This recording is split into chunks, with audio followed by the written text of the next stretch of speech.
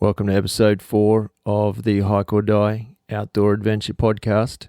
I'm here with good friend and Jeep driving freak, Craig, as always. I can't wait to get into this one, Craig. There's a whole bunch of stuff coming up. Can you just play that damn tune? Let's do it.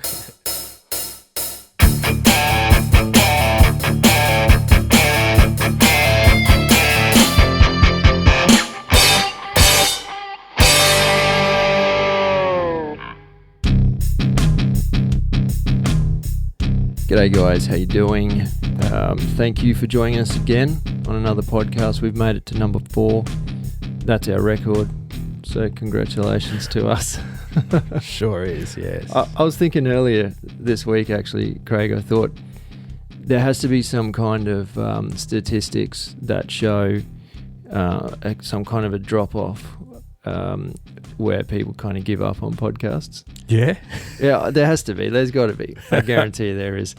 I reckon it's about number 3. Number 3. I reckon people do 3 and then think, I don't think I want to do that anymore. Yeah. Or they get lazy or whatever. But it's the opposite. It's the opposite for us because we are so close to hitting 1,000 downloads. That's not funny. I'm really happy with that.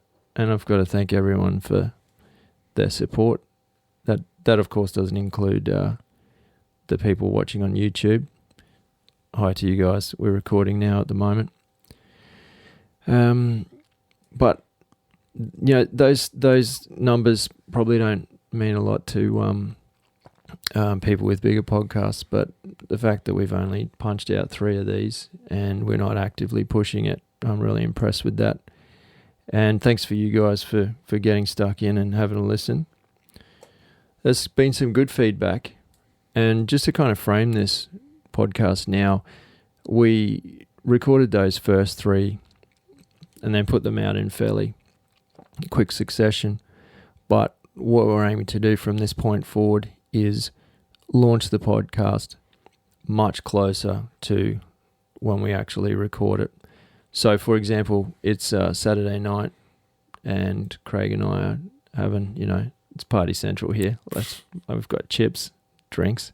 Yeah. And so while everyone else is partying, we're recording this for you. But my point is that this will probably drop within sort of 3 or 4 days.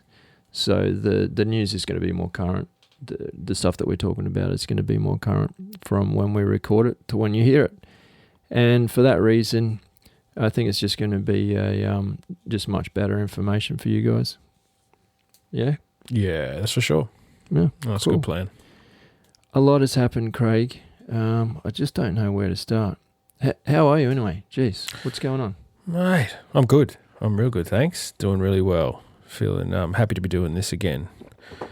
Haven't had much of a chance to get away. Work's been holding me back at the moment, but yeah, got the finishing touches on a plan to get away on a little hike in the next fortnight. Oh yeah, cool. Definitely. Do we have details, or is this a secret? It's just a solo. Back to Barney again. Just get back to it. You've got an affinity. Is that the way? Yeah. One would say it, with that mountain. Yeah. I reckon. Cool. Reckon I'll definitely get there in the next couple of weeks. How many nights? At least one. At least one. Let's say that. Yeah. It's hard to get away from more than one at the moment. Oh yeah, of course. Yeah, for sure. No, it's a good spot down there.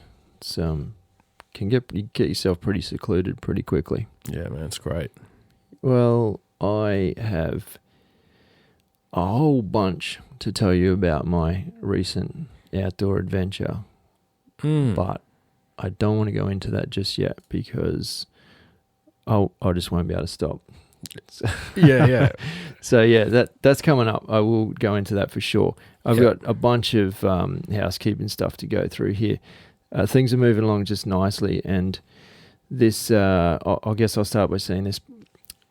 Craig and I have had sponsors over the years. They've stuck around. They've supplied us with gear, and we test it. And usually, what happens it usually happens in that order. Someone will send us something and we'll test it, and we'll kind of fall in love with it and end up forming a pretty good relationship with that company. What that's led us to is some of the clothing we wear, the sunglasses we wear, and a few bits and pieces of gear. And this podcast was obviously it's a nice way to kind of give back to those people that are supporting us, as we do in our shout outs. But we're not going to take up a lot of your time every time you listen to a podcast, but we are going to kind of let you know who's supporting us and who we are supporting. At the same time, that does open up opportunities for you guys. People are pretty keen to kind of reach out and get to know our audience as well. So there's a few cool things coming up. We'll get to those in a second too. So I want to start by saying that we are now officially living lab testers. Yeah. Get your head around that for a second. For Bluey Merino. They are a fully Australian owned and operated merino active and outdoor wear clothing company. And we've been wearing their garments. I'm talking everything from socks through to kind of neck gaiters, shirts, and then the leggings. Oh, what else have we got? Oh, some headgear, like all sorts of stuff. It's awesome. I've absolutely thrashed it. I know you have too. Yeah. We just flogged that stuff, and it stands up to everything we can give it, and that's why that's why I'm happy to sort of recommend it, and that's why it's great to kind of be building a relationship with these guys. I got a couple of articles in the pipeline for when they launch their new website. But what is really exciting today is the story I'm going to get to. I have to kind of tell you a bit about that to link in with this. Mm-hmm. I constantly come up against this situation. Let's call it a situation. When I'm at work, usually it's usually workmates, to be honest, because they're the people you end up spending the most time with. Mm-hmm. People end up finding out that I'm into hiking and adventure and all this stuff. And all the time I get girls, women saying, "Oh, wow, I love the outdoors. I'd love to get into the outdoors." And I say, "Oh, yeah, what you should. Why don't you?"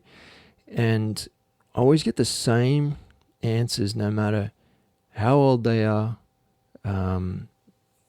Anything about the demographic, I get very, very similar responses, and they're usually to do with I don't have anybody to take me.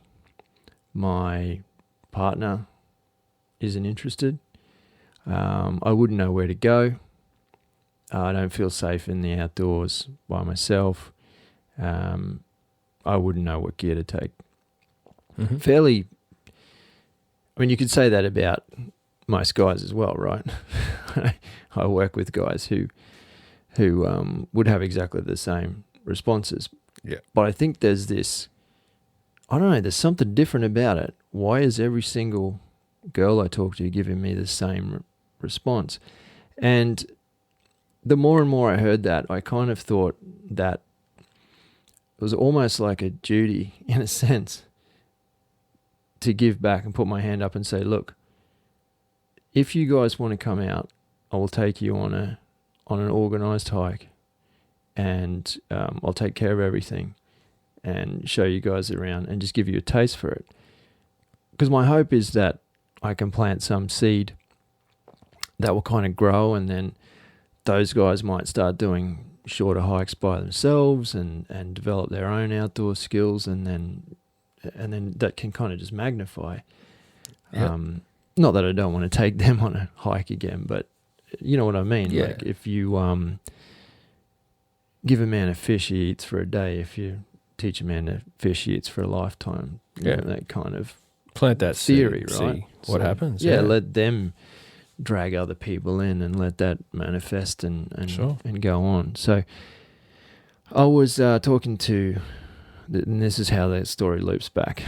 I was talking to Bluey Merino, and I said, hey, something cool I've got coming up is I'm taking a group of girls hiking that have never been on a serious hike before. And they just said, oh, that's fantastic. Yeah, there needs to be more of that. And they sent me an email during the week and said, look, on the podcast, we want to give some of the female listeners the opportunity to win a piece of Bluey Merino clothing. And I thought that was a fantastic idea. Very generous of them. So what they're offering is it's called a, let me get this right, Outdoor 160 short sleeve t-shirt. It's a beautiful piece of merino wool clothing. Mm-hmm. Well, I can't say that. I don't actually wear the women's version, but It's one you've been wearing for weeks. Yeah. I've been testing it. It fits my slim stature. I wear the same version, the same one in the male version, and I've had it for must be a couple of years now since we've had them, right? Yeah. And I love it, absolutely love it. Sometimes I just wear it to work as a t-shirt in winter because it's so comfortable. I've worn it running, any kind of training, and obviously hiking, canoeing. This trip that I took the girls on was kind of like a little bit of canyoning down a gorge. And so I was getting wet, dry, and it was absolutely perfect for that, as you'd know. Yeah. From the one hike that sticks out in my mind, and this is something that we'll spend a whole podcast on one day, was when we hiked out to the Stinson Plain Wreck. Yep. And there was that, it was hot, muggy, steamy kind of weather, and then we were getting rained on. And there was one point there where I just said, you know what, instead of steaming in this rain jacket, I'd rather just wear my merino top and get saturated, and my temperature will kind of mediate itself better. Mm-hmm. And it was 100% true. As soon as I got that rain jacket off and let myself get rained on, then the activity kind of warmed me up again. Anyway, it's fantastic gear. So, Craig, would you like to tell the listeners, sorry guys, but this is for the girls only, how they can win a fantastic Bluey Merino t-shirt? Yeah, well, it's there on the website. So you go to blueymerino.com, BLUEY merino.com, and join the Bluey Mates. Yes. Yeah, Bluey Mates is a little thing they've got going on. If you scroll down, not very far, on the right-hand side, there's a blue box and it says Bluey Mates. It's a program where they will send you special deals and early releases. So it's not just a newsletter, but they actually give you the opportunity to get into stuff early, which is pretty cool.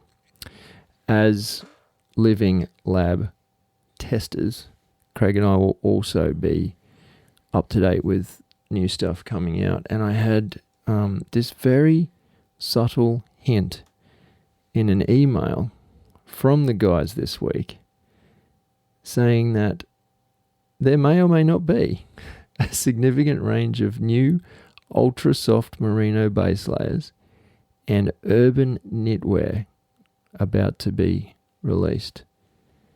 So they're going to let us know more about that. Hopefully they come in women's sizes for you too, mate. Yeah. I hope they do. I like it fitting. Yeah. Yeah, so do what Craig said. Jump on to blueymerino.com. Go down and sign up as a Bluey Mate. Now, that will automatically put you into the mix to be picked out for one of these shirts. Okay. On the next podcast, we will announce the winner of that competition. I'm really excited about it for so many reasons.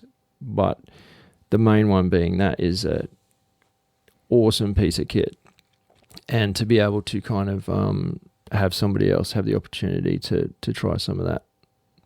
It's good. It's good. Oh, cool. Moving right along. I feel like we kind of left the thing with that last podcast where we recorded it on location. I feel like we kind of left that story unfinished because we did the podcast on the second evening, and then the next day we hiked out. So they didn't actually find out what happened. Obviously, we didn't die. Mm-hmm. But you got to launch your drone properly that next morning. That's right. Yeah. Yeah. Because I remember we were talking about it and said, we'll let you know how we go. Yeah, right. And it was very successful. I was very impressed with you, Craig. Well, when you asked me what I've been doing, I wasn't sure if we were going to mention the drone today. But yes, certainly have been flying at every chance I can get. You still got all your fingers? Still got all my fingers. Like have you kids? Yeah. Yeah. Good. Yeah. No injuries so far. Just checking. Yeah. Getting the knack for it, man. It's really good. Yeah, I was most impressed. There was a lot of pressure on Craig on that flight because it wasn't hooking up with all the satellites. Now, to anyone who doesn't know what we're talking about, obviously the GPS functions, the fact that it can hook up with satellites means it gets a lot more stability in it, and it takes a lot of pressure off the drone pilot. So long story short, Craig could only hook up with probably less than half of what he wanted to. So there was a lot of manual flying involved. I remember that particular moment when you took your finger off the throttle and it actually dropped a meter in the air. Yeah. My heart nearly stopped. Just so you know, he took off over a river because there was nowhere else to take off. So yeah, it was pretty full on. And then there was nowhere to land. Tell us about the landing, Craig. Thought it was going to be expensive. It was an expensive maiden voyage. Yeah. It was all right, but we did have to catch it because it kind of, there's nowhere to land where we were. And that was probably my biggest fear because I'd only just got this new size small drone that, you just got to grab it out of the air. And it went all right though. I remember you saying to me the afternoon before, it's okay because I've watched about 15 videos about this. I've got a feeling I might have to do it. Yeah. I'm so glad you did though. I don't know how we would have got that thing. Some kind of a stick or something. Yeah. That was good. I've had a look at the footage and I've actually thrown it together. Have you? Yeah, I have. Which kind of puts a bit of pressure on me right now because I feel like I need to knock that out over the next couple of days and try and get it in the mix for when this podcast launches. But yeah, it's pretty good. Yeah. Oh, okay. I mean, we still got a bit of work to do on the exposure and stuff. Yeah, definitely. With the actual camera settings, but the flight, there's some nice pieces in there, man. Yeah. It gives a really good, sorry, I didn't mean to cut you off there. It gives a really good interpretation of where we are compared to our photographs. Yeah, it's a different aspect. It's a different perspective on where we are, which is always good. But yeah, I'm going to get these little polarized filters for the front for the lens, and I believe all that stuff makes a bit of a difference. So yeah, for sure. Yeah, it's been fun. Oh, it's good. It's excellent. Yeah, you'll love it. I'll show it to you later. I'll give you a sneak preview before these guys. Awesome. Okay. What else we got? Oh yeah, that's where I was going with that. So we did make it out alive. Part of the reason we made it out alive, in my humble opinion, was the Topo Maps Plus software. Now, I can't remember at what point we mentioned that, whether it was I'm pretty sure it was on an earlier podcast. I don't think it was on that one, but that was the first big test for me. Yeah. That was an area that I knew we would not get phone reception, which meant that you just lose things like Google Maps. Yeah. I've got as you have as well, a very expensive, very cool Garmin GPS unit. It's pretty big, and anywhere I can eliminate carrying two things that do the same thing, I will. And so I took a chance and didn't take that GPS. I know you had your watch as a backup, which was fantastic. But that thing worked. The app worked. Even when I didn't have phone reception, I had connectivity with the satellites, and I could see our point on the map. Yep. I used it again on this hike with the girls.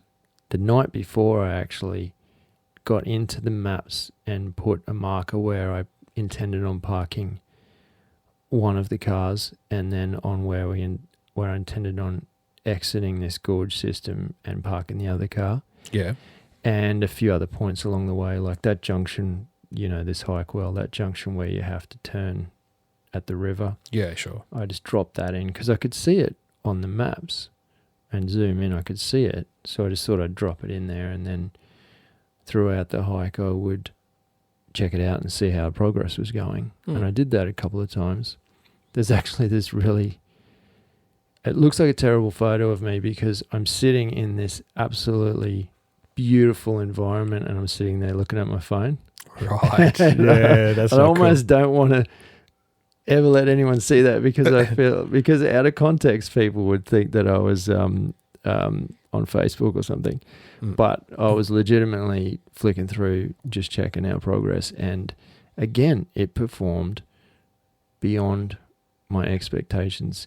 And just to put some clarity around that, Stephen, who put that software together, that app together, is in the US. And he's obviously done a whole bunch of testing over there, and he's confident that it's fine. But he'd never had anyone on this side of the world that was testing this unit for him, or rather testing the app and the maps and everything. Yeah, right. So I was a bit skeptical of how it would perform here and what trails and maps that it would have access to. Yeah, yeah. But as you were saying earlier tonight when we were chatting, like, it's pretty cool. Like, it's got it all. You can't understate how important it is to have your location on a map. Just to have that information is critical when you're, potentially could get lost. So to be able to see exactly where you are at a given point just takes a whole lot of the pressure away for navigation. So, yeah. It especially with, for me also, it's about progress. So where am I in relation to where we are trying to get within a certain time frame? Oh, and yeah, of course. That approaching storm or whatever it is. That's right. And that's really cool. Do we need to step it up a notch, or are we never going to reach that by this afternoon? So let's start looking for a makeshift camp instead of ploughing on into the evening. It really puts a perspective on things. No, very, very good piece of gear to be able to have that with you, and for something that just attaches to your phone. Yeah, it's crazy because so many of my photography apps now, like we run the GoPro through the phones. My new Sony camera runs through my phone. My drone runs through the phone. The drone runs through, like everything's running through the phone these days. And I'm just not going to carry that GPS anymore because my phone's a third of the size, if not less. So going to that, I had some more discussions with the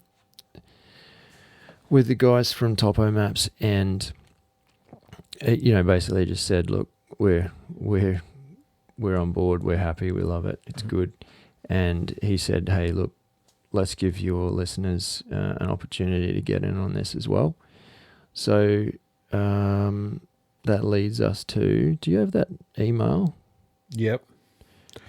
Yes, so the word on the street is that if you email Steve on Stephen with a PH at glacierpeakstudios.com, he'll apply a 20% discount for the upgrade of the app.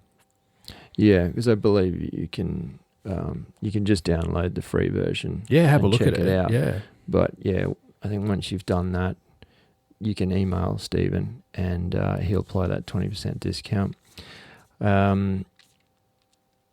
Now, if you are right in the middle of a workout now, or hiking or commuting or whatever, and you can't remember that email address, please just hit us up with a direct message on Instagram or Facebook, and I'll shoot it right back to you. But I will just read it once more time. Once more time? Yeah. Once more time from the top. Once more from the top. Stephen, Stephen, at glacierpeakstudios.com.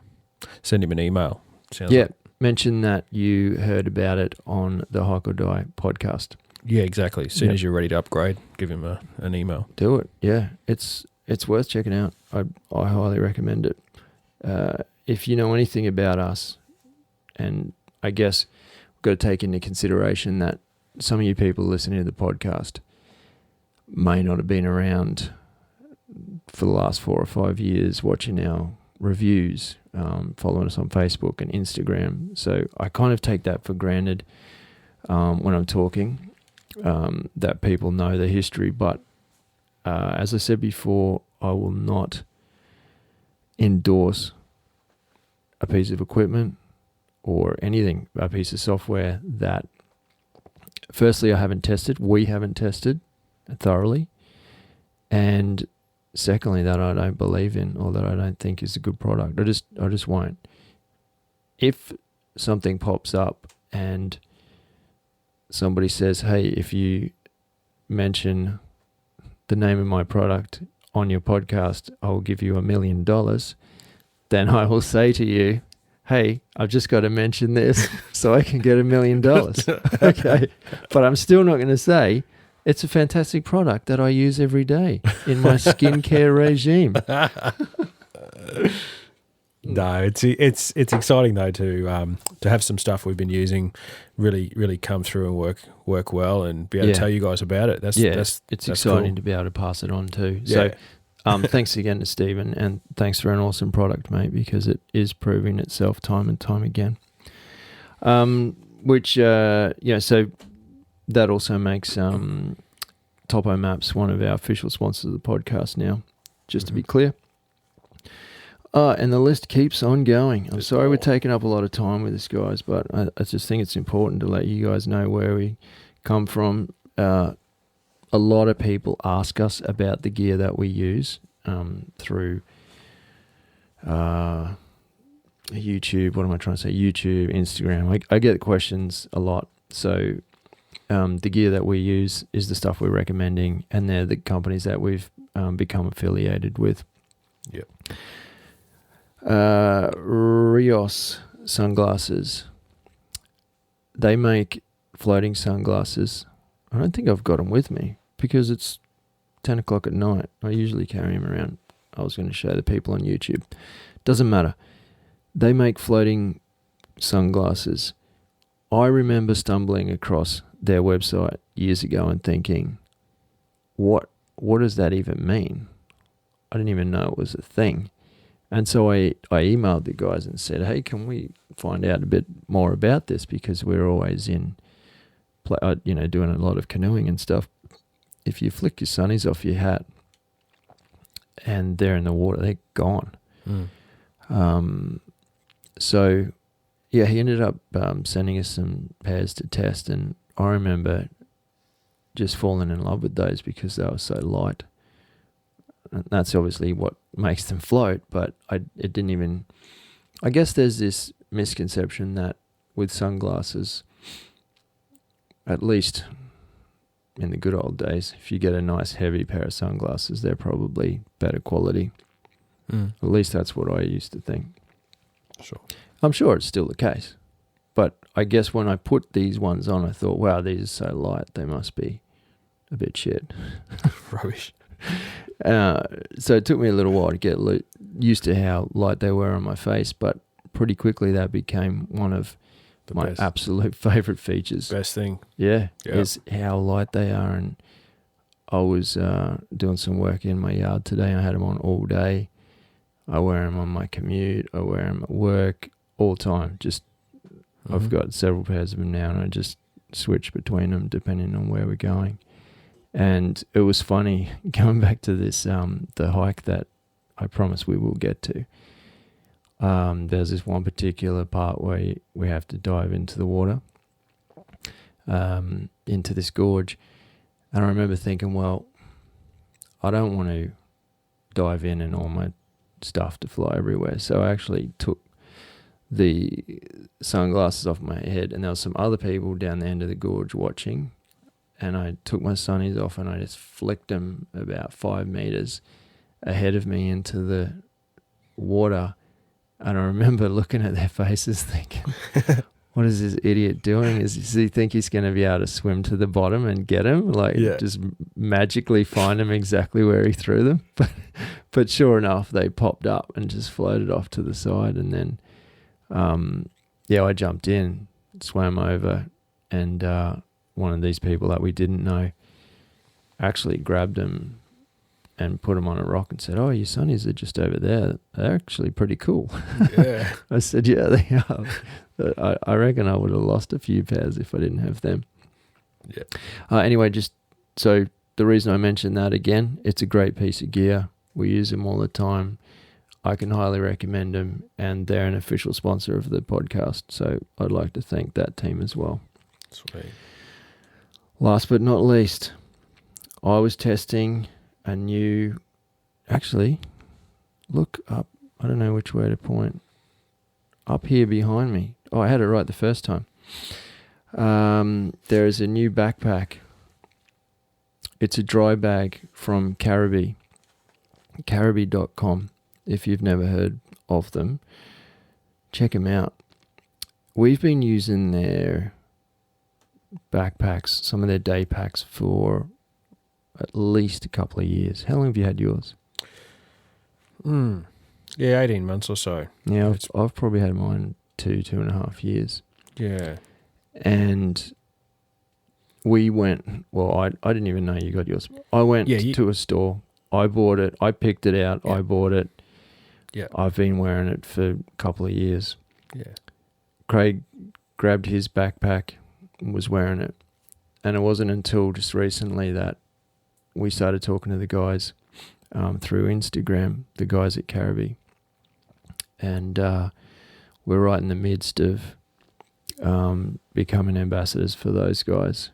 Yeah, and cool. One of the, apart from the pack that I still use and love, it's just a little 18-litre day pack, but it's real slim in the back. That's that camo one? Yeah. That I first saw you had. Yeah, that's right. That's so good. Yeah, it's so slim that, because I do a lot of archery as well, and when I'm down the range or wherever I am, I can wear that thing the whole time and I can still go to full draw, and I just forget it's there because it's actually narrower than my back and it's so streamlined. Yeah.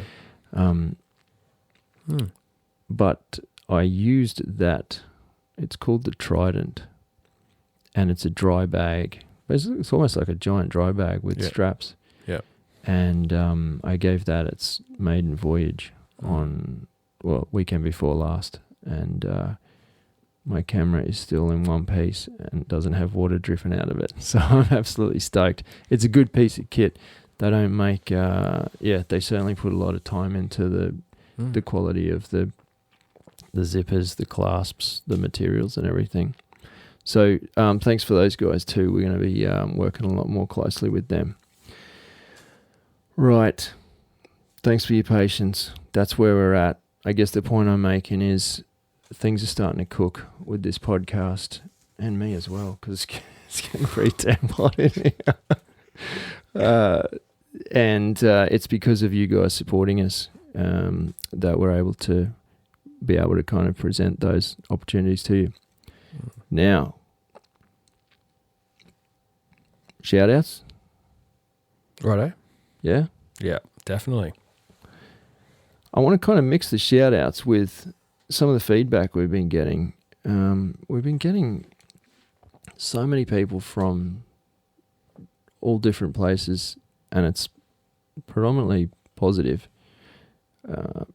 People were super happy with that podcast that we did out in the rainforest, episode 3. Yeah, right. And someone just this week said, "Oh, are you recording out in the bush again this weekend?" And I said, "No, unfortunately, it will be something that we always do, but it's not as easy as just ducking in the studio and getting this done, especially because a lot of time we need laptops to be able to convey information to you guys." So anyway, feedback. What sort of feedback have you been getting, Craig? Any? Me. I know you don't have the access that I've got to all the kind of the back end of the social media stuff, but just in general. Yeah, no, I've been really impressed with some of the comments along the lines of, just potential things we can put on the podcast. And yeah, just some of the feedback on the images we've been putting up and stuff like that's been real good. Yeah. Yeah, it's certainly had a lot more interest than I anticipated. You just never know, but hey, we're giving it a shot. Yeah. So that Nate was a long time follower of Hike or Die. Started way back on Instagram, and it's progressed from there. We actually gave Nate a shout out. Shady. A shade out. We flicked him a free hat. And he came back with some pretty cool feedback. I'm just going to quickly jump into my phone because it's easier to find it there. One of the funny things he said was, this is really funny, "I'm trying to learn your fun jargons and terms, and I'm trying to get that accent down as well." Oh, yeah. I wrote back to him and said, "Oh, sorry, it's hard to know who understands what around the world." And he said, "No, it's all part of it. It's good fun." Something else he said was that he was really appreciative that we brought up the Big Ears National Monument Oh, of course. stuff. Yeah, right. And how much it kind of meant to him and other people he knows that push so hard to try and protect areas like that. I guess a lot of people weren't expecting a couple of idiots from Australia to have an opinion on that. But as I said in that podcast, and I will say again, anything that encroaches on any outdoor wilderness around the world is essentially affecting us all, because if we're not all protecting our own backyards, then it's not there for when people come to visit. That's a big deal for sure. There was I want to say a quick shout out to a guy called Chris on Instagram. His handle is Midget, like midget. Get it? Right. Yeah, I get it. MIDGE-JET.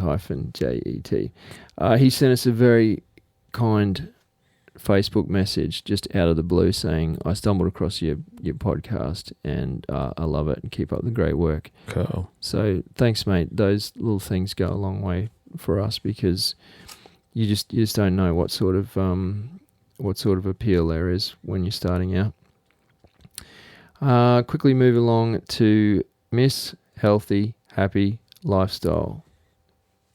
Her real name is Olivia, and she has been supporting us for so long it's not funny. She was one of the original people who jumped on and followed us on Instagram.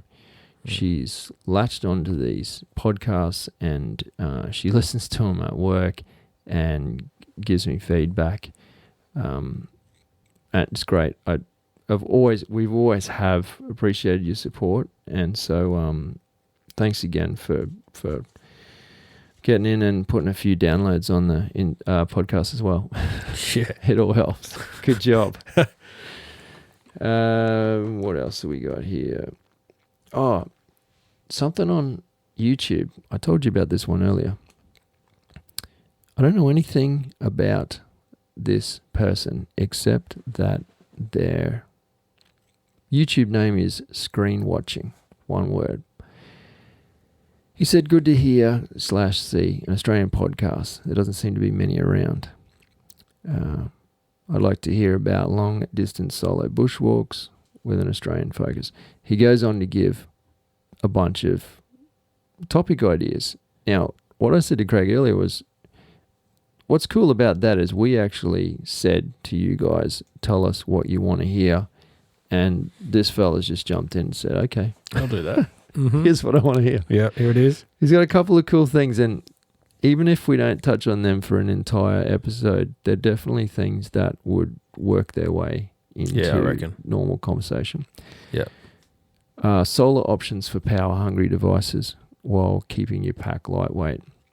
I don't know if the two of those go hand in hand, but but it's definitely, we've learned a lot over the years. Yeah, I've always been worried by that, balancing that for sure. Yeah, and I think that even our mistakes are something that we've got to offer just to steer you guys in the right direction. So, excellent suggestion. Water management when a refill isn't going to happen for days. I've been in that situation. Multiple times. Yep. And it does take some planning and forethought. Yeah. So I'm not going to go into that now, but that's an excellent idea. Physical preparation and handling stress on the body when out there. Yeah. We definitely covered a lot of preparation stuff in our fitness episode a little while back, but I can see what he means by that extra kind of level of when you're actually out there, how you're looking after yourself. Sure. And then he goes into edibles, like wild edibles. Now that is something that I don't have much experience with, so I'm not prepared to tell you which mushroom will put you back into your normal life. Yes. Or which one will take you into the matrix. It is a roulette. It is. And then some stuff about being off trail and the use of topographic maps and GPS. So excellent suggestions, mate. Thank you very much for taking the time to write that. Yeah. It's gone on the list, and we will most definitely have a crack at some of those in the future. Yep.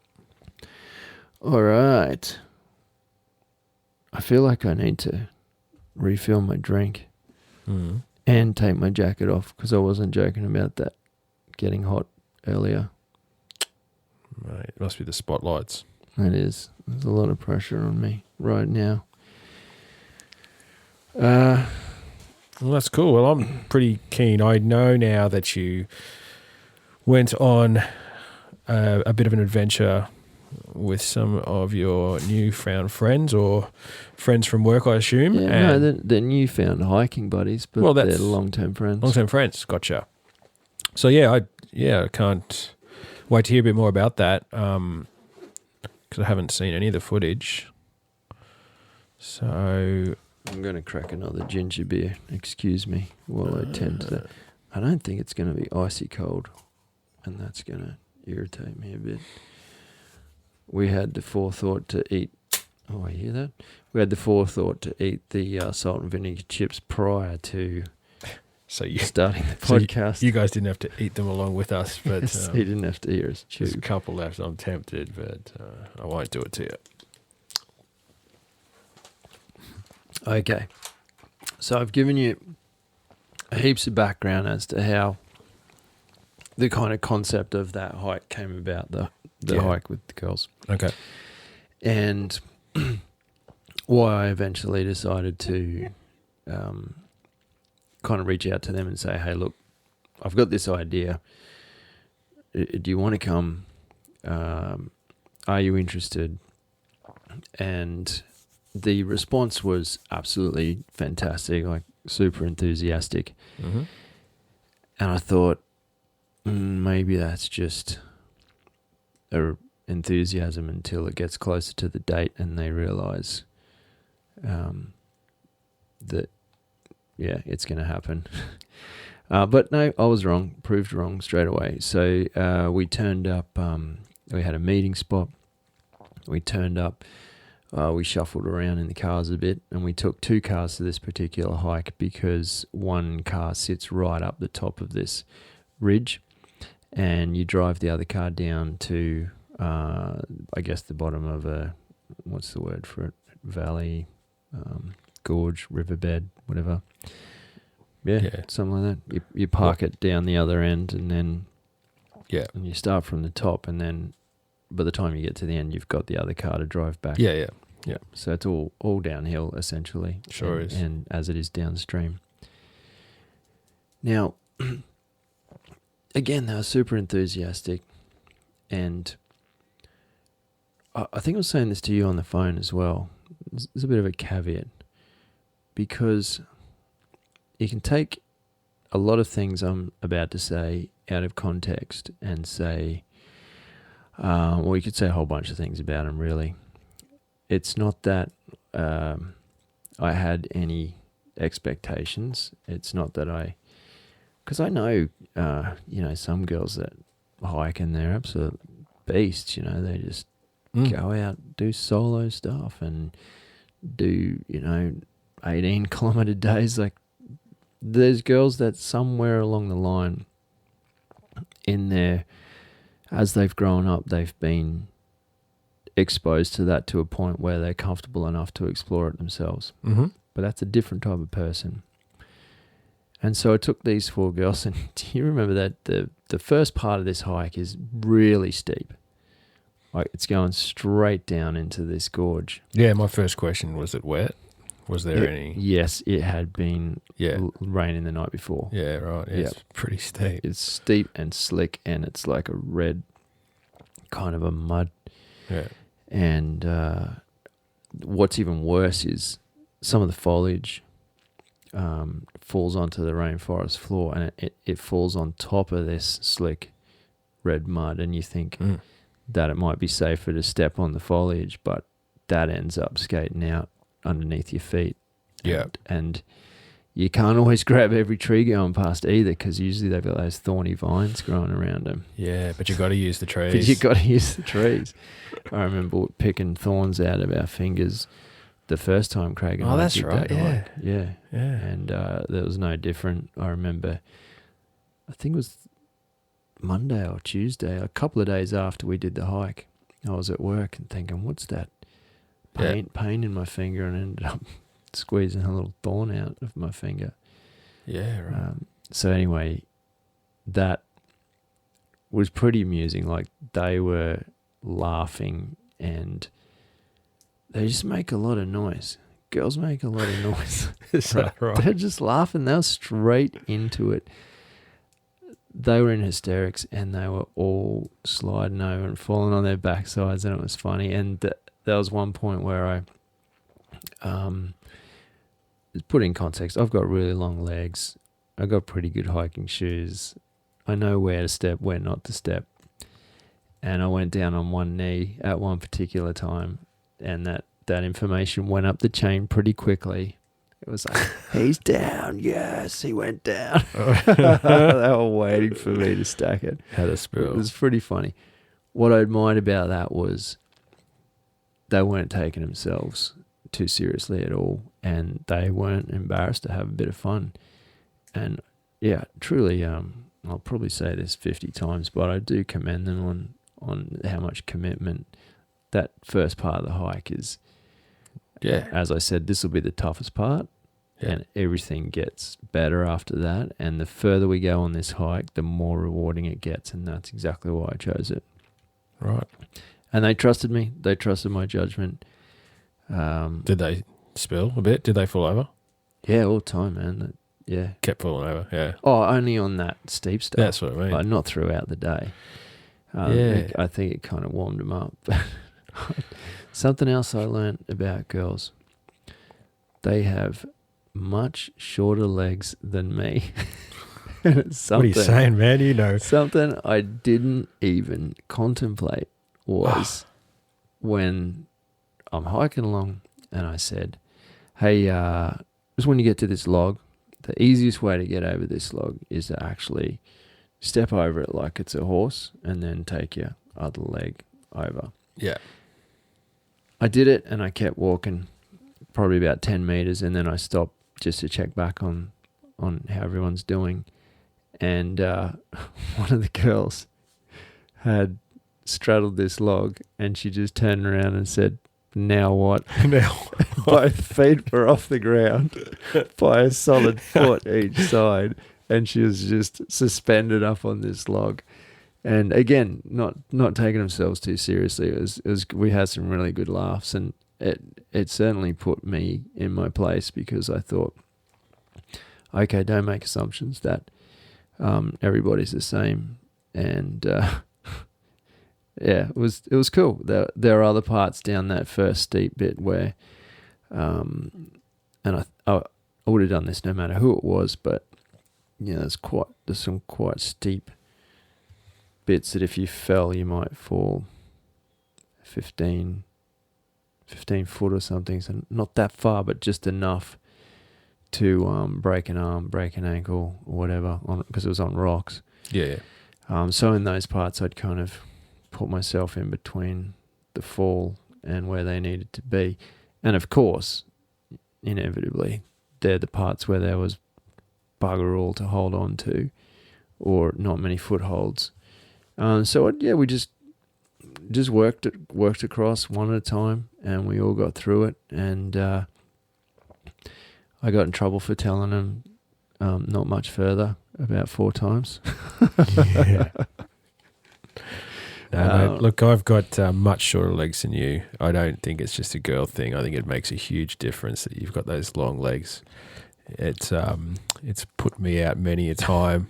I just forget about it. It's just because I grew up with them. So, sorry, I'm just trying to get comfortable here. I don't even think about it, but it was funny. It was funny. We had a good time, and we got down to that junction in the river, and I said, "Look, it's time to take a break." All of a sudden, it goes from this cliffy sort of steep terrain, which lots of palm trees in it, really weird kind of rainforest, and then you just pop out on this crystal clear stream, very idyllic, something that you'd see in a movie, absolutely gorgeous. And that's when they kind of went, "Oh wow, I see what hiking is. Yeah. This is awesome." Had we have had the car just around the corner at that point and gone and got in the car, I reckon they would have thought that was the best hike ever. Yeah. But that was a third of it. And as you know from that hike, it just keeps getting better and better. Yeah, sure does. That's where I heard the word shiwi. Do you know what a shiwi is, Craig? You probably need to Google it, but I'd be very careful Googling it. Because it was our first pit stop. I know where this is going. Yeah. And I kind of said, okay, that's something I've never spoken about on our snack breaks. And they all just cracked up. Right. There was a bit of semi-awkward conversations there as I was politely trying to understand what the dynamics of such a thing. And then basically having them say that they wish that it was as easy for them as it was for guys. Does that make sense? Yeah. Yeah. And I kind of thought, yeah, you're probably right. We take that for granted. Another thing, exactly. And I was thinking about it, whenever it's like number 2 time, whenever we're hiking, yeah, I always think, man, I got to get that close to the ground. You want me to sit there for 5 minutes near those leeches and spiders and stuff? And as you say, yeah, totally take it for granted that we can just... this podcast has gone downhill. Yeah, man, where are you taking us? Into the abyss. Yeah, well... So, yeah, I'm just giving you a synopsis of it's like I was there. These are the differences. All right. I've never spoken about a shiwi on any hike with you ever. No. I hiked with them for 1 hour, Cat's out of the bag. It was good. It was good. Again, it was good to just have a laugh about that sort of thing. And from there, we kept trucking on downstream, which brings you closer and closer to deeper and deeper water. And I would argue that the terrain gets more and more beautiful as you move through the rainforest. And they took a whole bunch of pictures on their phone, videos and stuff. And there was a point there where I thought,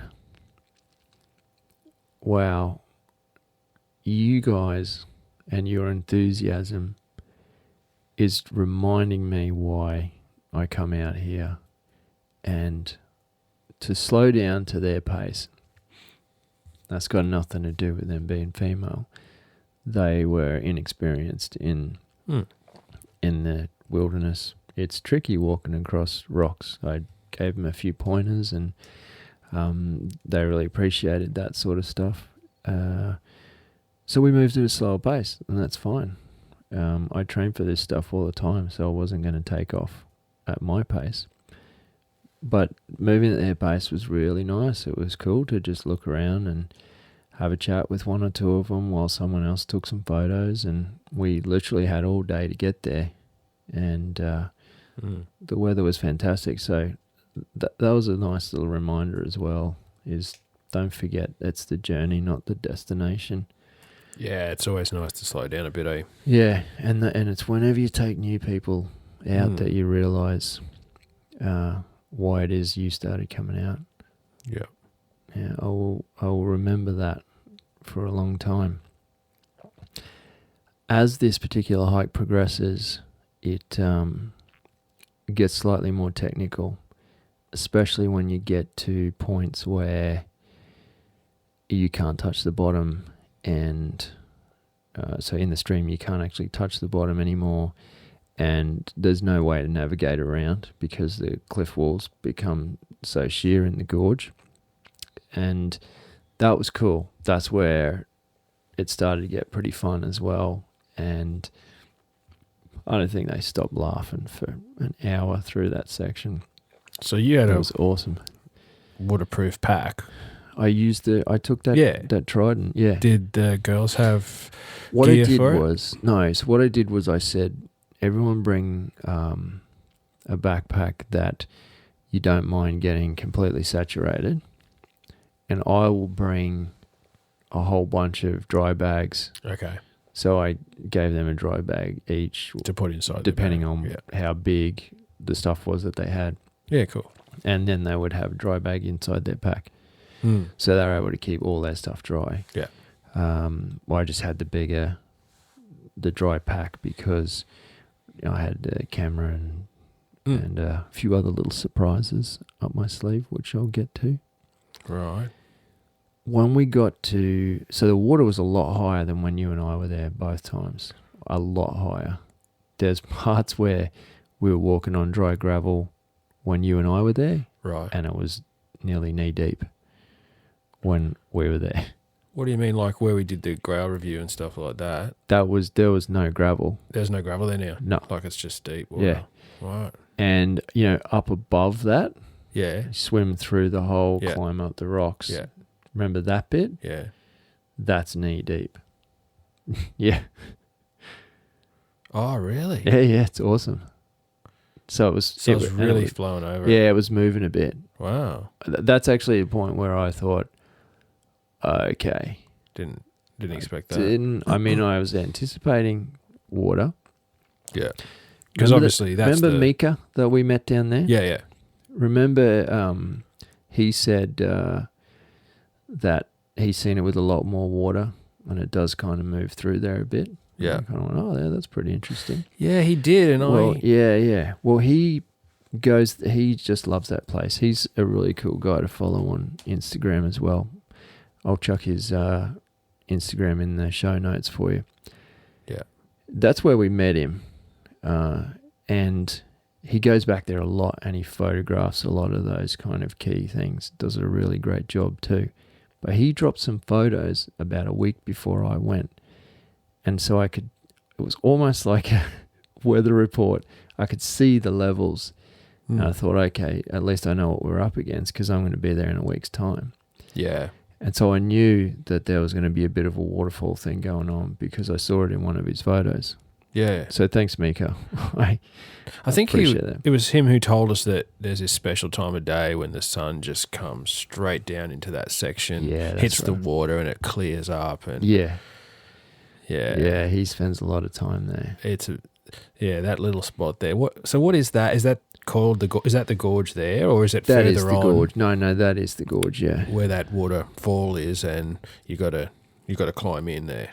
Oh, I would suggest that it's as soon as those walls kind of go up to vertical, it's that whole long bit. Yeah.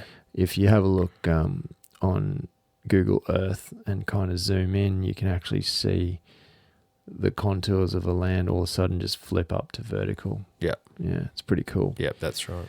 So yeah, when we got there, I thought, okay, they knew they were going to get wet. They knew that. They knew there'd be a bit of swimming and everything. And I said, well, I might have to jump into a pool or whatever. But if you remember correctly, when we were there, we jumped in because it was fun to jump in, not because we had to. Mm. Right? We could have climbed down. But when I got there with these girls, you would have struggled to climb down safely because the water was pushing through between these two rocks. Yeah. So I got there and I thought, okay, this is interesting because it's quite a few hours if you want to turn around and go back the other way. And I said, I kind of quickly came up with a plan. I said, everyone take your backpacks off. And what I'm going to do is I'm going to jump in and take my backpack down and put it on some of the rocks and swim back and then drag all their backpacks down so they're only worried about themselves jumping in. Yep. And that worked really well because they didn't have things to carry and hang on to and all that sort of stuff. And one by one they climbed up on the, I guess if you're standing down where we recorded that Grail footage and looking back towards the canyon. To the left? That's where we jumped off. So, but it was all slick, like real slippery, and had water and slime all down. You couldn't even touch it, man. It was so slick. Right. So on the right-hand side, there's a massive boulder with a flat spot at the front. So I climbed over that and jumped off the flat spot, and I knew where to jump because... Isn't there a rock submerged that's on right. that side? Yeah. So you have to jump over it and into the deep. And right. I jumped for... And all these things, you picked it up right then, all these things are adding up to, okay, this will take concentration and people are going to have to get it right. Seriously couldn't jump from the other side? No way, no. You wouldn't have even got a foothold on it because it was so slippery. It was always slippery, yeah. I remember that. And but there were dry bits. Remember, I almost slipped in. We had good shoes. I had good shoes for that. What were the girls wearing? Just runners, stuff like that. Asics and stuff. One girl had hiking boots. Oh, yeah. Just runners, but yeah, even in my Merrills, I was struggling. Oh, admittedly, they've lost a bit of their tread because I've had them for a while, but we had to jump from somewhere else. So I jumped in first and thought, okay, it's doable, but I'm going to need to be here. And what I did was I swam back to the spot where I jumped in, and then I stood on the rock. Oh, did you? I stood on the rock, and then it was pretty loud in there too. And then one at a time they got up, and I just said, "You see where I am? There's a rock. You only have to go like half a meter to the left of me, and you're in super deep water." So they could see the point where not to jump. Yeah. And then I jumped in the water and swam over to where I wanted them to jump in front of me. Mm. And one after the other, bang, bang, bang. They just, no fear. They smashed it. No fear? Oh, they said there was fear, but you wouldn't have picked it. They just did it. The first girl just got up and went bang, she did it quicker than me. Like, I stood for a couple of seconds, had a look around, psyched myself up. Now the last girl, was the last one? I think it was. Last or second last. She got up and then her confidence got the better of her, and you know that kind of you go to jump but then your knees drop out kind of thing. She did that a bit. Yeah, lost it. Yeah, and she just shook her head and kind of moved back, and I was like, okay, that's fair enough. Like, it's a big jump. And I said, yeah, it's all good. I'm going to find a way to climb back up, and I'll help you come down through the waterfall. And as I was kind of swimming towards her, you just saw in her face, it was almost like she gave herself a slap across the face. And Yeah. you just saw her change, and she just shook her head again. And she's like, no, I'm doing this. And she just climbed back up, and I went, whoa, okay. And she just stood there for a couple of seconds, and then she just launched in, like, perfect, executed perfectly. Oh, that's and good. For me, that was such a massive turning point. Like, she's from the UK too, so she hasn't grown up around all this crazy stuff that we do. And Yeah. I thought that was a massive turning point. I honestly, at that point, I swam back to the shallower stuff with her. We were high-fiving, and everyone was stoked. Everyone was an epic high, and I just couldn't have been prouder of all of them for that. It was a fantastic effort. It was a fantastic effort for anybody. Yeah. Especially people that had never spent that much time outdoors like that. And I'm sure it was a first for them too. It was pretty cold. Water was pretty cold. And I was kind of fine because I was wearing the merino shirt and it was keeping me warm. But I could see them getting a bit cold. And so we kind of, I said, let's just get a move on. We'll spend another half an hour getting out of this bit. And then when we hit a nice sunny patch, as you know, there's some really cool sunny patches. When we hit a nice sunny patch with a bit of gravel and stuff, we'll set up and we'll have a proper lunch. Get everyone, you can get your gear dry, get other shirts on if you want, and just kind of like take our time. So we sat there for, maybe not an hour, but a long time. Just totally relaxing in the sun. Sounds good. Drying gear out, and just, they couldn't stop talking about jumping and all the stuff they'd done. Oh, we saw a little snake too. Yeah? Yeah, earlier on. Right.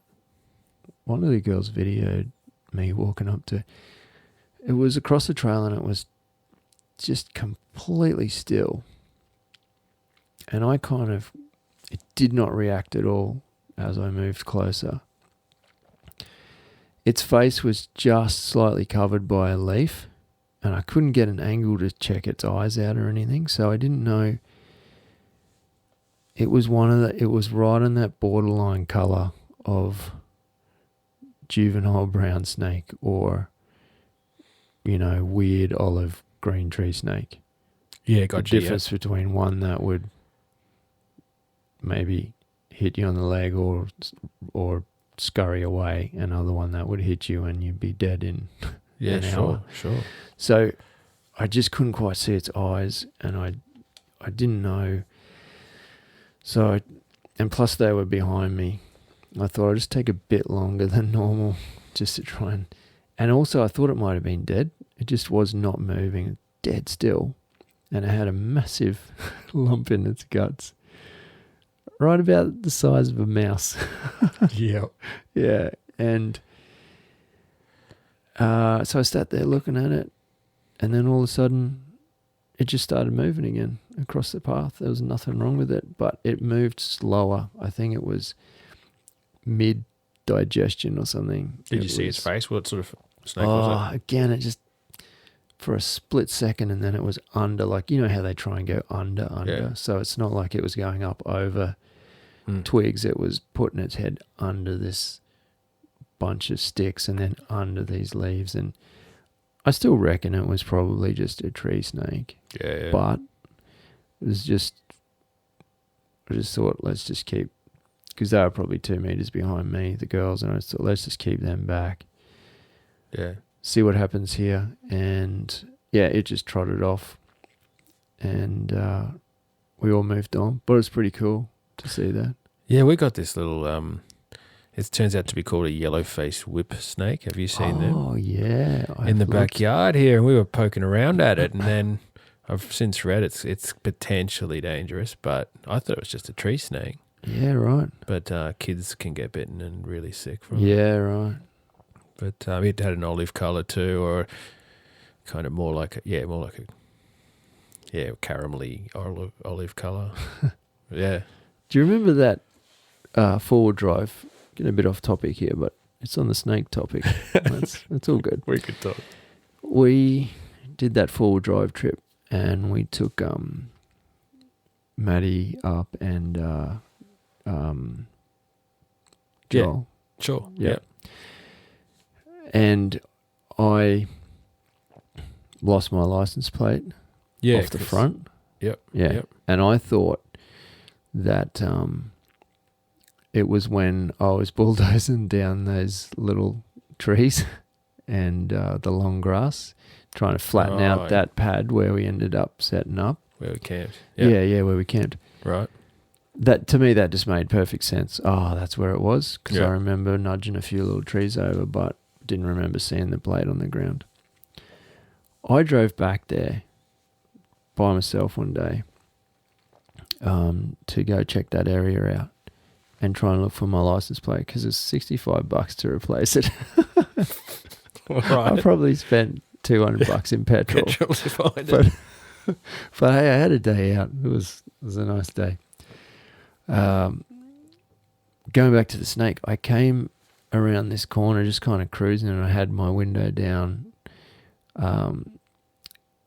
and this snake went across in front of me.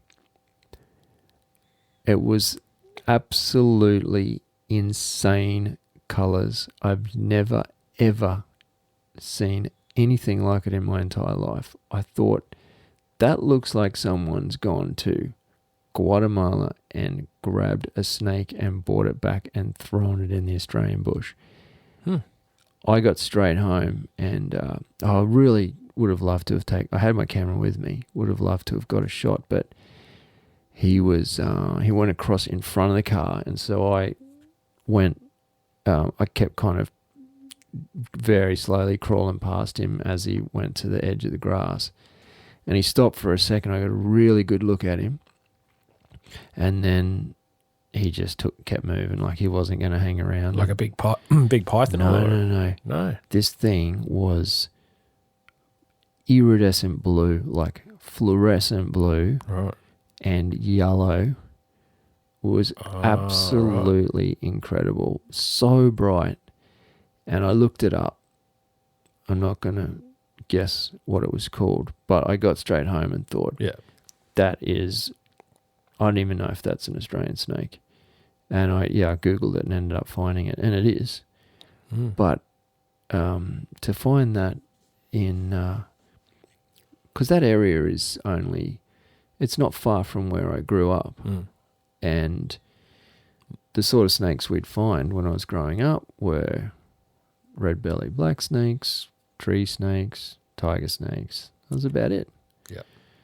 And to see this thing so close to where I grew up, and it just blew my mind. That's unreal. Yeah. I'll have to dig up a picture on Google and show it to you, because it was, in fact, I just got to do it right now.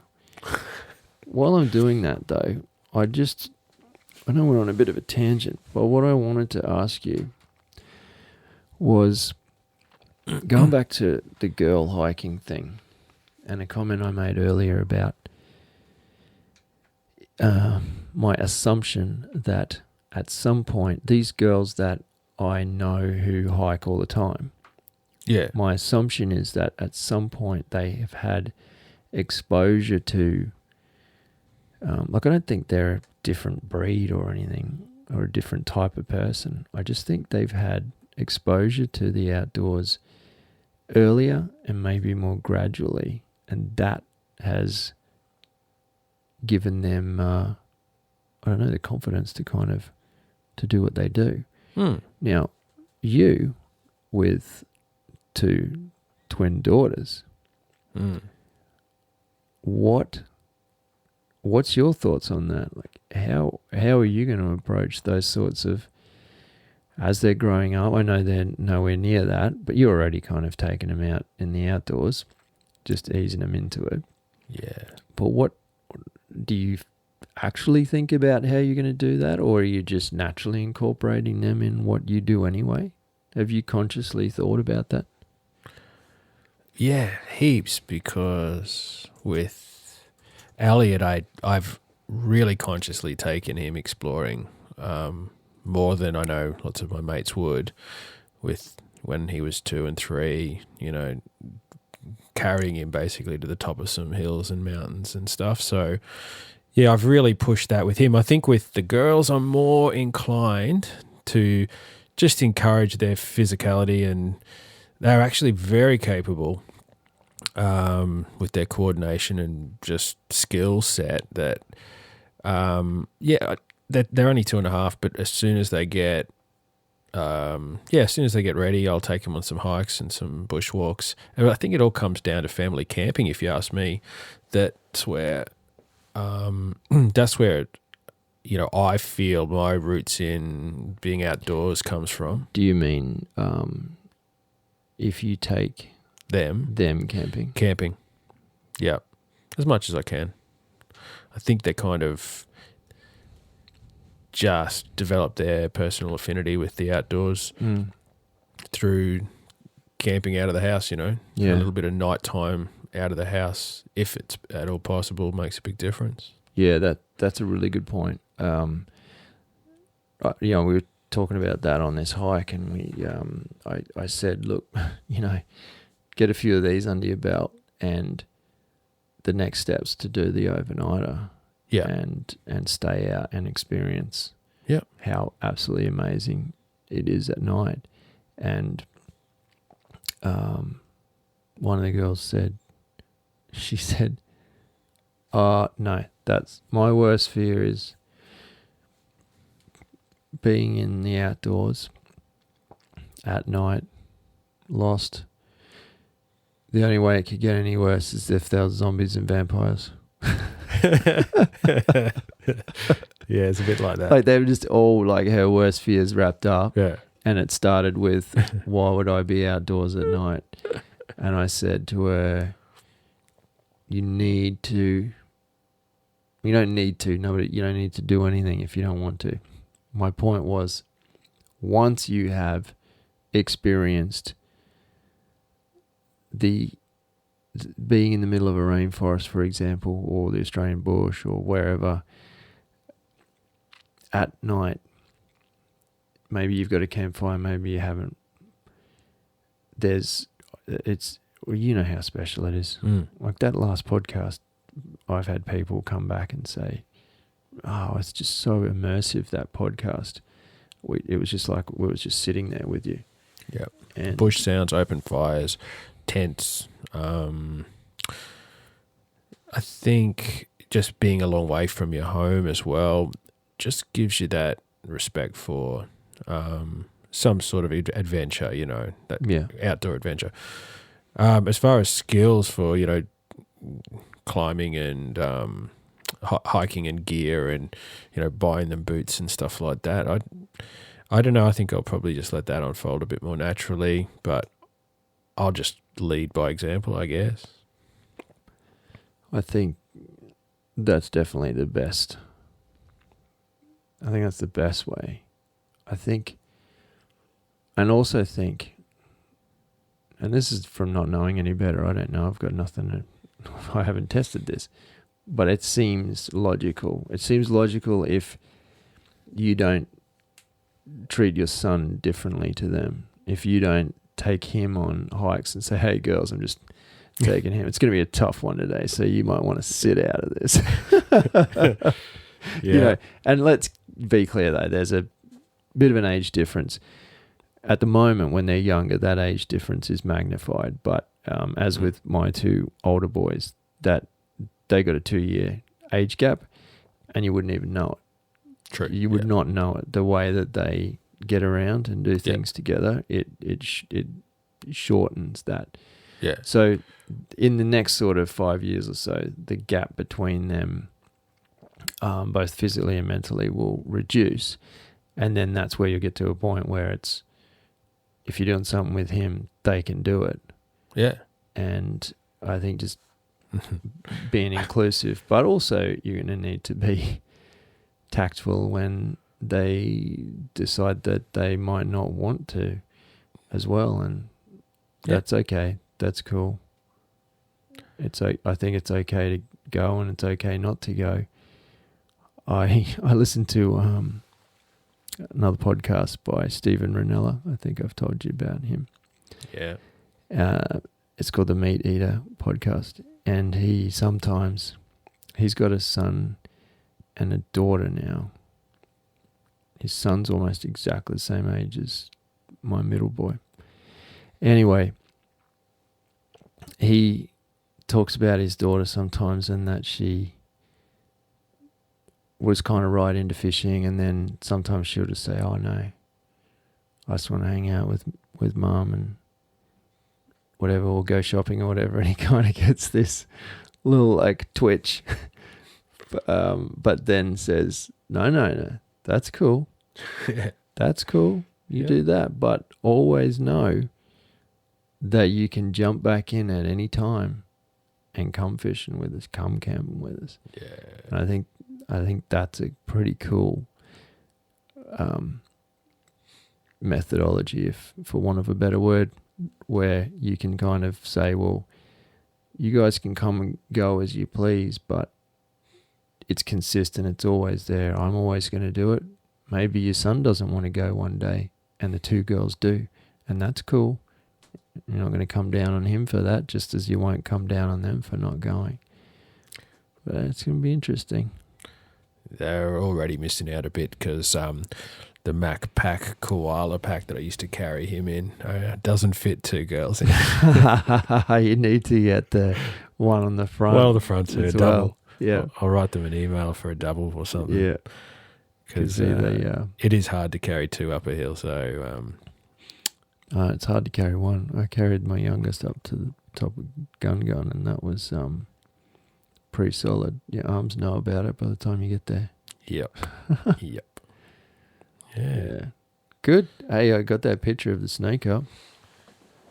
Oh, that's insane. I know, man. But look what it's listed under. Common tree snake. I wouldn't say there's Bullshit. much comment about that. Bullshit. You're wrong. And it's right next to yellow-faced whip snake. Yeah. So that is the most uncommon tree snake I've ever seen. Yeah.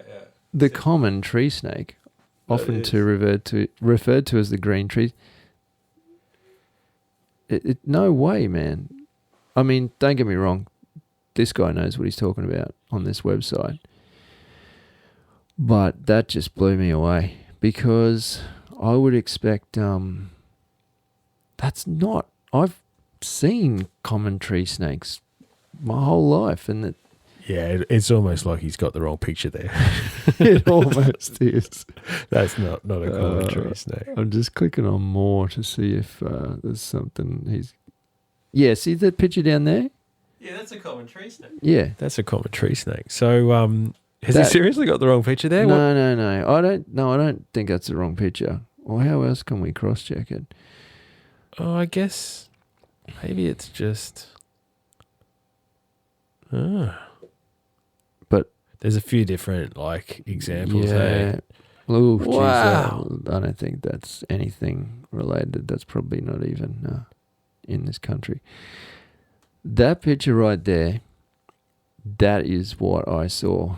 And that's a bit that's got a bit of shine on it. But yeah, it was so rich and so blue and so yellow. I was a jaw-dropping moment. I actually almost slammed the brakes on. And what is that? How cool though! Yeah, you could I'd have got love out. to see one again. Should have got out and played with that Well, thing. yeah, man. because everything in nature says if it's freaking fluorescent blue and yellow, it can kill you.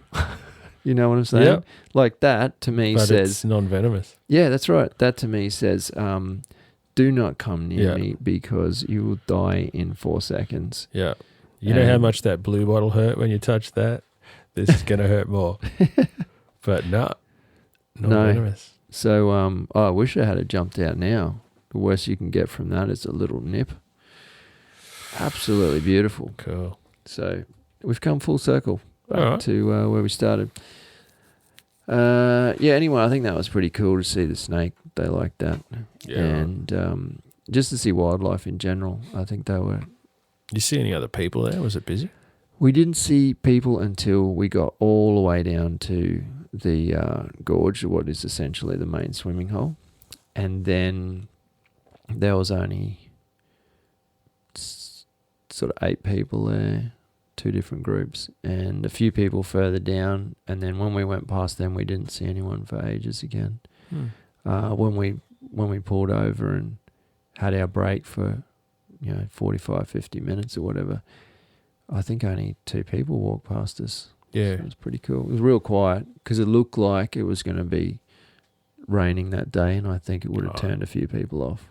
A bit overcast. Oh, cool. Yes, we made our way out to the car from there, and got up to the car, and I heard a phrase I've never heard before or after a hike, and that was, "Do you have a hairbrush?"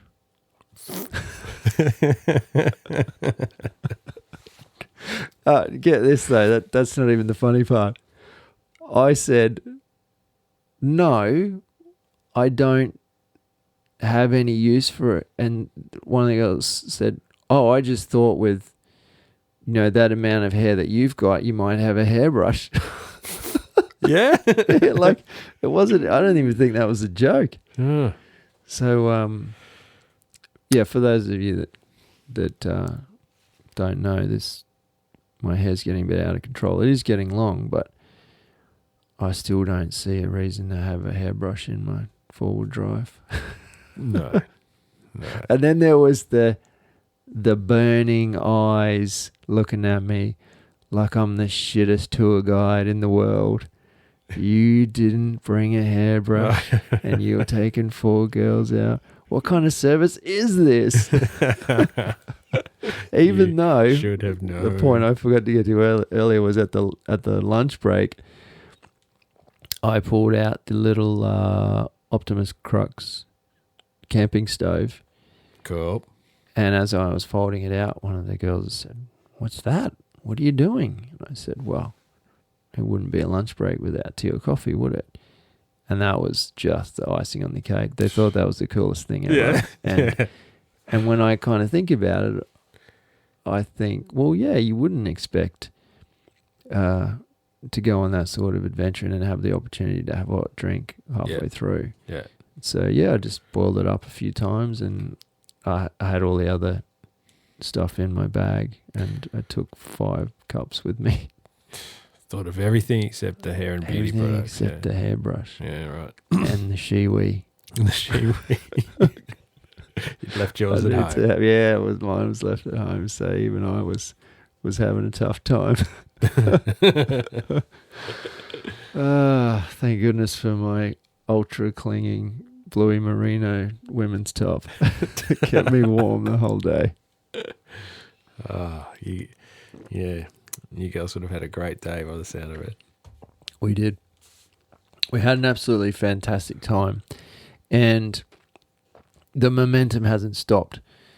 There was a little Facebook group there where we were organising it, and they're dropping their photos in there and their videos, and they're saying, "Take me back," and we got to do this again, and they're 100% addicted, and I love that. And I remember being like that early on, And as I said back at the start of this podcast, if it can go full circle and if that can attract, if they can build up their skills and confidence and that can attract another group of their friends and then that can attract another group of their friends, that's what it has to be about. It truly saddened me to hear that they didn't feel like they could get out in the outdoors. We talked about it a bit throughout the day, and so there's a couple more points. One of the things I said to him about it was in that first hour in that really steep bit, and I said, look, I was about 3/4 of the way through that. I said, I don't know, I don't know how much to help you or not to help you. I don't want to feel like you think I don't think you can do this, but at the same time, it's just because you're new to hiking, and and one of the girls just turned around and just said, like, basically, you can't offend us. You can help as much as you want. And it was good to hear that as well, because I didn't want to seem like I was this doting parent, like being overprotective or assuming that they couldn't do a damn thing, because that's 100% wrong. They were smashing it. Like once they got their sea legs in the, walking in the stream is quite difficult. But once you get the hang of it and know where to step and where not to step, like they just started picking up the pace and did a fantastic job. And so I kind of quizzed them a bit about, also at lunchtime, about why they can't do something like this, or what's stopped them. And one of the girls said that they have been outdoors before with guys, but there's a couple of different types of guys. There's the ones that just say, hey, yeah, let's come out hiking, I know this spot, and then they just take off ahead so fast that she couldn't even keep up. And she said, well, what's the point of that? What's the point of you moving at your pace and not being accommodating of somebody who's new to hiking? I think there's probably also, and she did mention this, there's also that kind of other type of guy, which is a little bit, I don't know, show pony, kind of, pretty showboating, and kind of go, that was what they said. Like people who say, I know about hiking, as a guy, because they think they feel like they should know about the outdoors. So then they end up in the outdoors with somebody who's basically just talking shit, talking themselves up. I know how to, don't have the gear, don't know what they're doing, haven't planned it. And so I can kind of, when they explained that, I thought, I could really see that happening. And I could see an egotistical idiot male basically jumping at the chance to show off and say, well, I'll climb that mountain. Yeah, let's do it. I'll take you to climb that mountain. And then they're inevitably the people that get themselves into trouble, and the girls have a bad experience because they think, well, it's this sucks because I'm not fast enough or fit enough, or I can't climb that sheer rock face on my first try without ropes. These sort of things that make them think that that's how they have to be. That's not going to bring you back. That's not going to make you do it again. No, I guess they tell stories of getting roped in to things, perhaps with guys. There's lots of girl leaders out there they should be tagging along with too, So I guess that's where they need to set their sights, or some decent guys who won't lead them astray. Yeah, that's right. And there's one, what's it called? There was another follower of ours on Instagram. I actually did send her a message to see if she wanted to tag along, but because I knew she was quite experienced hiker and outdoors sort of person. I thought it'd be nice if there was a representative from a girl there that knew what she was doing, and they could kind of go, oh wow, it's not just Tom. Like, it's not just because Tom's a guy that makes him good at hiking, which is total crap. Girls can do it too, and they could kind of see that. But anyway, I gave her really late notice, and she was actually hiking somewhere else. She was actually hiking, taking a group through up at Kalula where we did that 3-day canoe trip. All right. Yeah, nice. So, she wrote back the next day and said, "Oh, sorry, I was actually doing another trip." But she's her Instagram name, and I think we should definitely think about getting her on as a guest to kind of take this topic further. I really like her Instagram name, actually. It's Roll Away Your Stone, all one word. And she does this thing, where is it? It's called...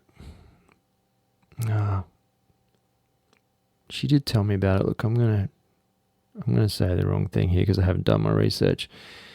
She does this thing... She has this website called Rewilding or something like that, and it's specifically about introducing women into the outdoors, and I guess making it, as we were saying, a safe experience and a good experience, but one that they can kind of share with a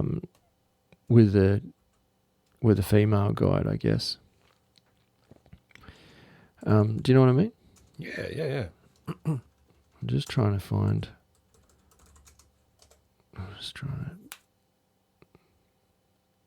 Yeah, I didn't plan on actually going into detail of this, so I haven't got my websites and everything ready. Look, I will try and find it for you, and I'll put it in the show notes. But I just wanted to... Her name's Jessica. I just wanted to mention her because she's, I think, very close to that type of person we were talking about, and the fact that we kind of had a few messages going back and forth, her and I, after the event, and I said it was just really cool how much the girls got into it and they were enthusiastic, and I was just so immensely proud. And she said, "Oh yeah, I do this thing where I introduce girls back into the wild." And I thought, wasn't that interesting that she sees an opportunity for that as well? Even being a girl herself, she sees, well, not enough girls are getting in the outdoors. I just thought that was interesting because, we had a great chat after I was telling her about the hike. Awesome. Yeah. Look, you've been with us for a long time. I don't have any more notes. And we should probably let you go. Do you have anything to add, mate? Any closing thoughts? No. I think it's probably time to wrap it up. It's been interesting little chat there. I like that. And I think we've just touched on a lot of things that we should add into new podcasts. Some of those ideas we've brought up before. Yeah, there's absolutely avenues there to expand on some of that stuff. I'm excited to get back into this chair and chat with you again. Yeah, look, it won't be long. A funny story I was going to share with you just before we go is I tried to get a couple of different guests on this week, and I realised that probably it's very stupid of me to assume that I'm going to be able to get adventuring people to join the podcast on the weekend, because every single person I asked, one guy, a photographer, he's a top bloke. He's dead keen to come on, like really keen to come on. He's had photographs published in Australian Geographic. He's a top bloke. I texted him and he said, "Oh, I'm actually on a road trip climbing mountains." I said, "That's okay. Do you want to call in to the show on Saturday night?" And he said, "I'll be on top of a mountain. I don't think I'll have reception." I went, okay. Mm-hmm. And then I spoke to another guy. And he said, "Oh, we're out camping that weekend." Okay, probably won't have reception. Mm-hmm. And then I spoke to another couple, and they said, we're working all day doing some guiding or something, and we're going to be so tired on Saturday night. So, yeah, apologies. The guests are there. They want to come on. They legitimately want to go. They're lining up. There's people that want to come on and tell you cool stuff. They just say midweek, please. Yeah, they're just asking for midweek podcast. Please. So we're going to have to recalibrate. Mm-hmm. Yeah, and the other funny thing I was going to tell you, just to leave you with a thought that maybe all is not lost with humankind. I was on the train and I saw a guy with the same hiking shoes as us getting off the train at the same stop as me. And I have seen him before, I just never noticed his shoes. And we're waiting there for the train to pull up. This is on my commute home. And I said, "Nice shoes, mate." And he kind of looked down at mine and he laughed and he went, "Yeah, I love them. They're so good." And as we got off the train, we were chatting and just talking about how we use the shoes and stuff like that. And so anyway, we parted ways, and a couple of days later, I saw him getting off the train and gave him a wave. And it was this week. It happened to be on my carriage again, and we got off and we were talking, and I said, I saw there's a special on this website for some gear, if you're looking for a new pair of shoes or whatever. And we started talking, and he said, have you heard of Wild magazine, which is why I've got that copy right here tonight. And I said, I think I've heard of it. I think I've seen it. So he pulls this magazine out, and so good. He shows me, and I start flicking through it. And he says, I don't know this guy. And he says, why don't you take it home and have a read of it and just give it back to me on the train sometime. And I just thought that was incredibly generous. Yeah, sure. And it just kind of blew me away. I got home and said, look at this magazine. This guy just gave it to me to borrow. Not only that, it's awesome. Not only that, it's awesome. Yeah, it's an epic magazine. And then I thought, there's another example of hiking bringing people together. Absolutely. Because it was the shoes that we both recognised, and straight away that pre-qualified us to be more aligned than, do you know what I mean? Like, if you're going to wear those shoes, they're very specific. So you must have something in common. And then he hands me this epic magazine. Now here's how it gets even creepier and cooler, right? Of course. You think that's good, right? I'm reading this magazine.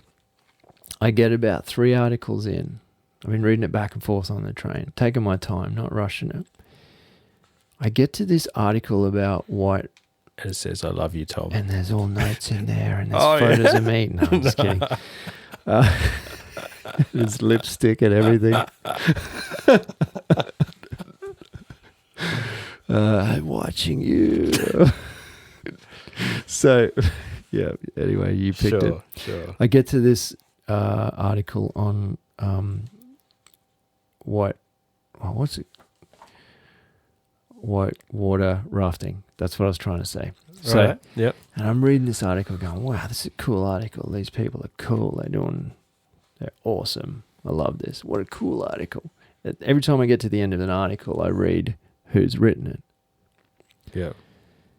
I get to the end of this article and I read the names, and I'm like, geez, that sounds familiar. And then I read the name of their blog.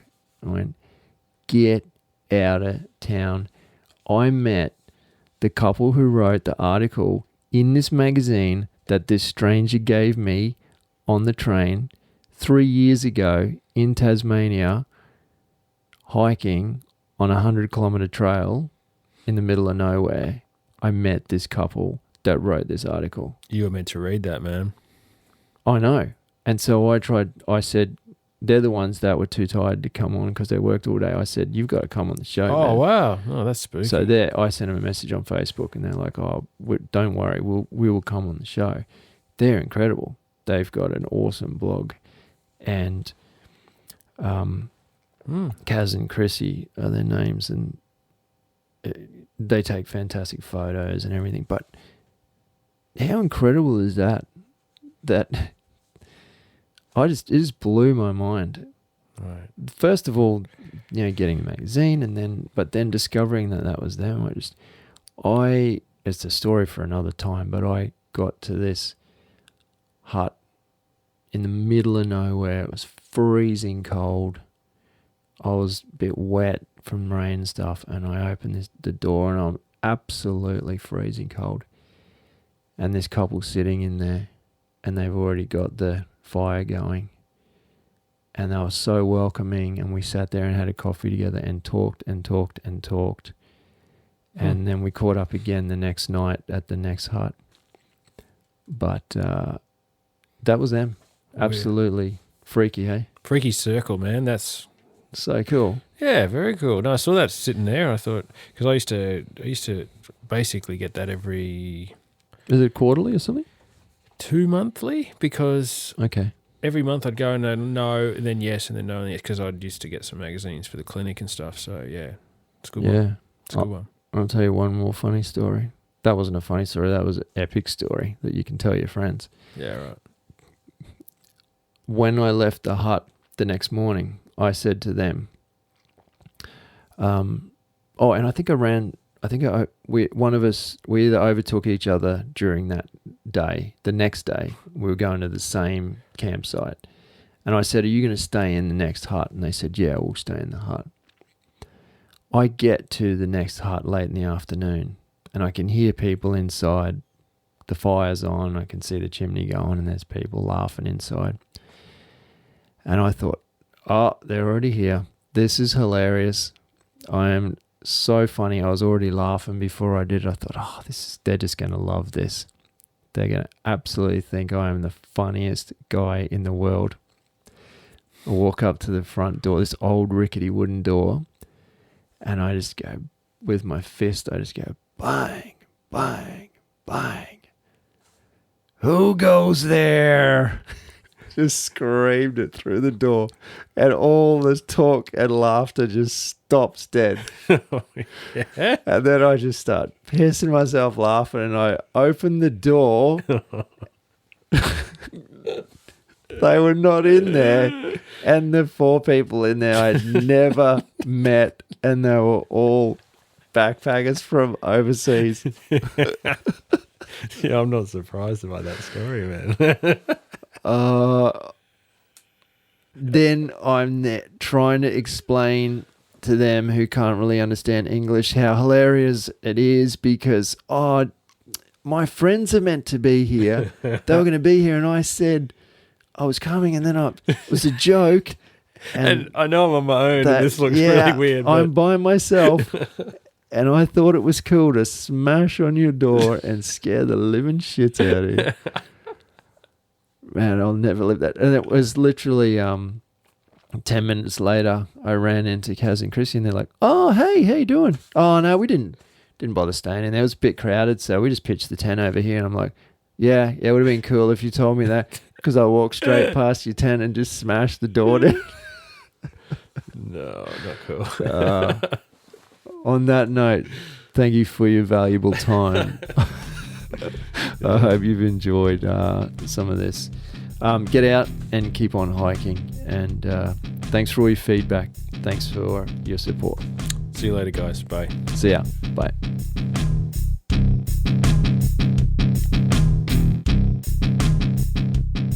If you're listening to this podcast on iTunes, we'd really appreciate your ratings and comments if you can spare the time. If you'd like to know more about Hike or Die TV and keep track of our adventures around Australia, make sure you drop by HikeordieTV.com. That's where you'll find all the information you'll need to follow us on YouTube, Facebook, Twitter, Instagram or Pinterest. As always, we appreciate your support. Thanks for listening.